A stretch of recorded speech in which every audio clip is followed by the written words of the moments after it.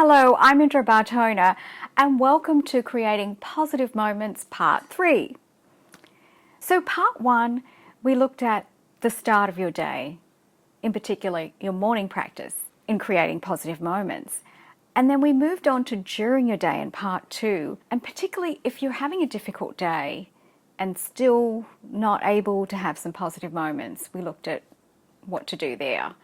And then Part 3 now, we're relating to the end of your day, and I'd like you to consider some ideas I've got and just be open to some suggestions about observing what you're doing with your evenings. Let's begin.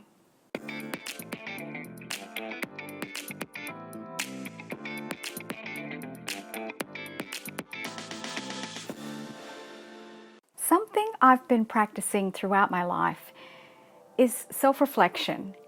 Now, I'm going to dedicate an entire show to self-reflection, but for today, I'd like you to think of it as an introduction, as an exercise. Self-reflection is time that we set aside to look within ourselves, to observe, take mental notes, to think about, to ponder, to take some quiet time. And it's really to learn about ourselves. Why is it valuable to learn about yourself and do some self-reflection? Well, it opens doors if we self-reflect and we learn about ourselves. And it gives us the opportunity to make different choices, to consider alternatives, to create more positive moments in our life. And in this case, it's about observing what we're doing with our evenings. Now, to start off a self-reflection exercise, what I suggest is that you find a quiet space and really allocate 10 to 20 minutes to just sit quietly. I don't want you to go to sleep, but you can close your eyes, sometimes that even helps. But just think about and reflect. And maybe the best way for a starting point is to choose an evening and just dedicate that time and think about the previous evening and reflect on that and how you spent your time.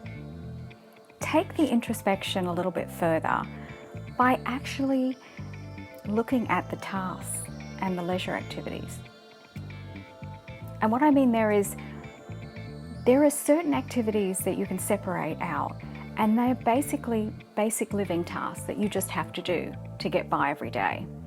And then there's another category which I like to call leisure activity. Some examples might be taking a shower is a basic living task, and reading a book is a leisure activity. Bonus points for those activities that actually cross over into both categories. What I mean by that is, if you have a passion for cooking Italian food, and it's certainly a fun adventure and a journey, then that's actually both categories that you've covered off. What I find is helpful is by writing these leisure activities and basic life tasks out, it gives me an opportunity to just reflect and look at where I can make adjustments.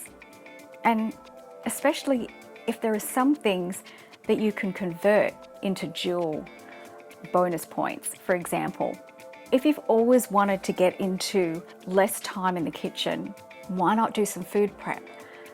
And then you're going to spend less time in the kitchen and play some of your favorite music in the background, or relaxing music.